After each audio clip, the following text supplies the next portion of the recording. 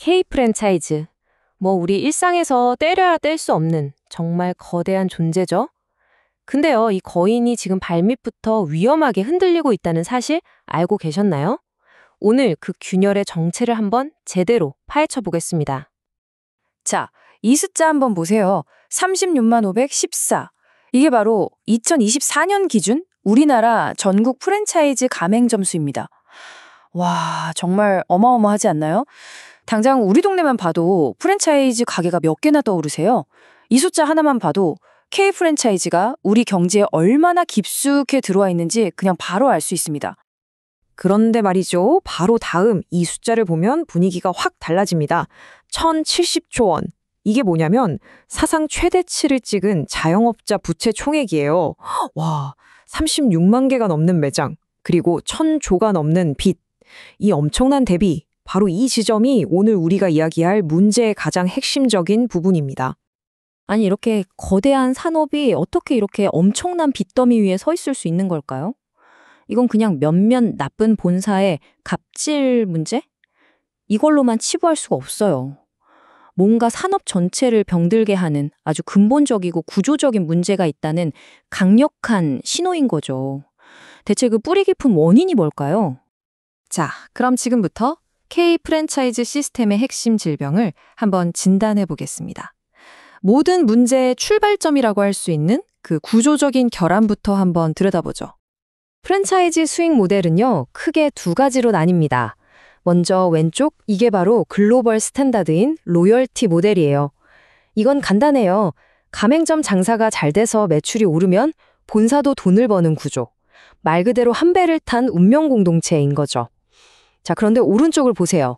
이게 바로 한국의 표준처럼 굳어진 유통마진 모델입니다. 이건 구조가 완전 달라요. 본사는 가맹점이 장사를 잘하든 못하든 일단 물건을 팔아야 돈을 벌어요. 거기서 마진을 남기니까요. 바로 이 지점에서 가맹점의 성공과 본사의 이익이 충돌하는 아주 근본적인 이해상충이 생겨버리는 겁니다. 그래서 한 연구 보고서에서는 이 유통마진 구조를 굉장히 강력한 단어로 표현합니다. 바로 원죄라고요. 본사와 가맹점이 애초에 같은 목표를 보기 어렵게 만들어서 서로 간의 신뢰를 갉아먹고 결국엔 동반 성장을 막는다는 정말 뼈아픈 지적이죠. 자, 그런데 진짜 아이러니한 게 뭔지 아세요? 바로 이겁니다. 국내에서는 그렇게 유통마진을 고집하던 브랜드들이 해외, 예를 들어 중국 같은 곳에 나가면 뭘로 바꿀까요? 네, 바로 글로벌 표준인 로열티 모델을 채택한다는 거예요. 이게 뭘 의미할까요? 결국 유통마진 모델이 어쩔 수 없는 게 아니라 그냥 국내에서만 유지해온 선택이었다는 걸 아주 명백하게 보여주는 거죠. 자, 그럼 이 원죄라고 불리는 핵심 질병이 구체적으로 어떤 증상들로 나타나는지 한번 볼까요? 시장은 이미 꽉 찼고 법은 허술하고 또 시대가 바뀌면서 새로운 압박까지 더해지고 있거든요. 이 그래프 좀 보세요. 충격적이지 않나요? 전체 프랜차이즈의 거의 80%가 전부 외식업에 몰려 있어요. 우리가 맨날 말하는 치킨집 옆에 또 치킨집이라는 게 그냥 하는 말이 아니었던 겁니다. 이 통계가 그걸 증명하고 있잖아요. 이렇게 한 곳에만 너무 몰리니까 경쟁은 말 그대로 극한으로 치달을 수밖에 없는 거죠. 근데 더 심각한 문제는 따로 있습니다. 바로 이 위험의 긴 꼬리 현상인데요. 이게 뭐냐면 전체 브랜드의 72.7%? 그러니까 압도적인 다수가 매장 10개도 안 되는 영세 브랜드라는 거예요. 제대로 준비도 안 된 본사들이 시장에 넘쳐나고 있다는 뜻이죠. 더 안타까운 건 창업을 꿈꾸는 분들이 오히려 이렇게 실패 위험이 가장 큰 곳으로 몰리고 있다는 이 역설적인 현실입니다. 그리고 이 표가 그 냉혹한 현실을 숫자로 보여줍니다. 한 해에 새로 문을 여는 가게 비율이 21.5%인데 문 닫는 가게 비율도 무려 14.9%나 돼요. 쉽게 계산해서 100개가 새로 생길 때 15개는 꿈을 접고 사라진다는 얘기예요. 정말 희망을 안고 시작한 수많은 가게들이 얼마나 치열하고 불안한 경쟁 속에서 버티고 있는지 이 숫자만 봐도 가슴이 아프죠. 여기에다가 시대가 바뀌면서 압박은 더 심해졌어요. 위에서는 본사가 비싼 공급가로 압박하죠. 옆에서는 배달 플랫폼이 엄청난 수수료를 떼가죠. 또 아래에서는 100원이라도 싼 걸 찾는 소비자들이 있죠. 상황이 이렇다 보니 가맹점주는 말 그대로 사방에서 쥐어짜이는 중간자 신세가 되어버린 겁니다. 자, 지금까지 좀 암울한 진단을 계속 내렸는데요. 그럼 해결책은 없을까요? 아닙니다. 지금부터는 희망적인 이야기, 바로 이 병든 생태계를 치유할 청사진을 한번 그려보겠습니다. 상생을 위한 4가지 핵심 기둥입니다. 그 4가지 기둥은 바로 이겁니다. 첫째, 힘의 균형을 다시 맞추고, 둘째, 서로 간의 신뢰를 쌓고, 셋째, 진짜 파트너십을 키워나가고, 마지막으로 위기가 와도 버틸 수 있는 회복 탄력성을 확보하는 것. 이 4가지가 톱니바퀴처럼 잘 맞물려 돌아가야만 건강한 생태계를 만들 수 있다는 건데요. 하나씩 자세히 뜯어볼까요? 자, 첫 번째 기둥, 힘의 재균형입니다.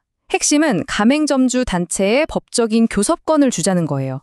지금은 점주 한 명이 뭔가 요구해봤자 절반 이상은 그냥 거절당하는 게 현실이거든요. 이런 기울어진 운동장을 바로잡으려면 꼭 필요하다는 거죠. 물론 반대 목소리도 있습니다. 본사 입장에선 의사결정이 너무 느려지고 여기저기서 단체가 생겨서 현장만 더 혼란스러워질 수 있다는 우려도 분명히 존재합니다.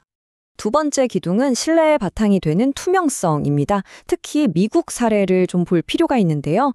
미국에는 FDD, 가맹정보공개서라는 게 있어요. 이게 뭐냐면 본사의 재무 상태는 기본이고요. 임원들이 소송에 휘말린 기록, 심지어 과거에 문 닫았던 매장 정보까지 정말 민감한 정보 23가지를 싹 다 공개하게 만들어놨습니다.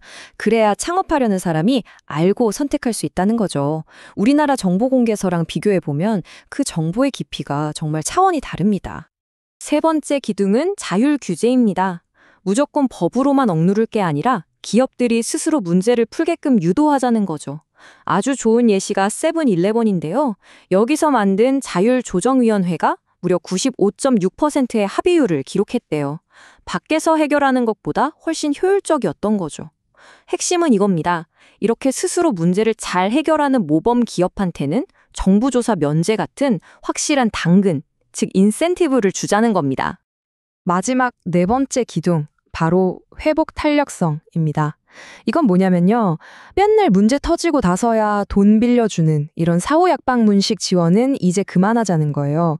그 대신에 투명하게 운영하는 좋은 브랜드의 가맹점주들을 위해서 정부가 보증하는 저렴한 실패 보험 같은 걸 만들어주는 거죠. 그러니까 위기가 오기 전에 미리 대비할 수 있는 그런 선제적인 금융 안전망을 만들자는 겁니다. 발상의 전환이죠. 자, 그런데 이 프랜차이즈 문제가 단순히 가맹점주들만의 이야기일까요? 나는 상관없는데 라고 생각할 수도 있잖아요. 절대 그렇지 않습니다.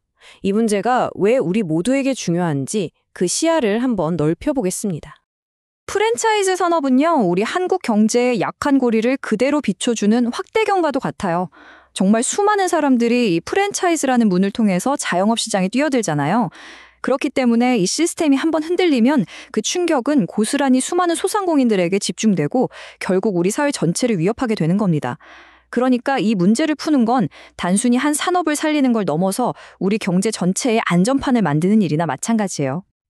자, 보셨듯이 진단은 끝났고 치료를 위한 처방전도 분명히 존재합니다. 이제 남은 질문은 딱 하나입니다. 우리는 과연 이 치열한 전쟁터 같은 K-프랜차이즈를 서로가 함께 성장하는 진정한 파트너십의 장으로 바꿀 준비가 되어 있을까요? 그 선택과 책임은 결국 우리 모두의 몫일 겁니다.